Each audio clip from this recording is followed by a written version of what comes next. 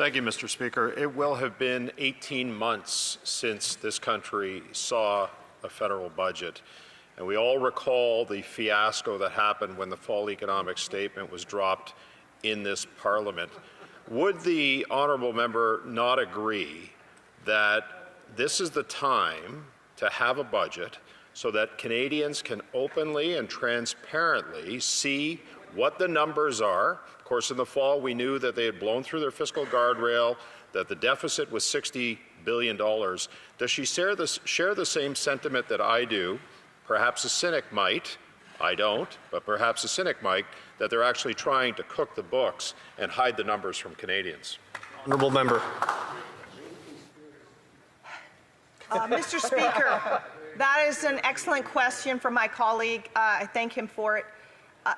I'd like to believe that nothing is being hidden or this isn't some nefarious trick, but why wouldn't this government put forward a budget when everybody, all the other parties in this House voted unanimously to have a budget placed before the summer?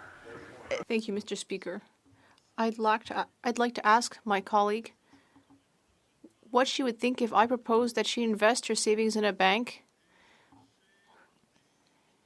whose CEO has spent hundreds of millions of dollars without ever making a budget, without ever looking to see if they actually had the available funds to pay for that spending, but they're just doing it because the spending seems like a good idea. If my colleague were to place her savings in such a bank, how would she feel about that? Would she think that's a good idea? Would she think that's a safe place to put her money, even though this bank takes on extraordinary spending without checking? South Okanagan, West Kootenay. Mr. Speaker, I want to thank the member for his excellent question. Yes, that would be very difficult to invest money in any type of a business, let alone a bank, if they don't have a budget. But I also want to look back at the young families that we talked to at the doors.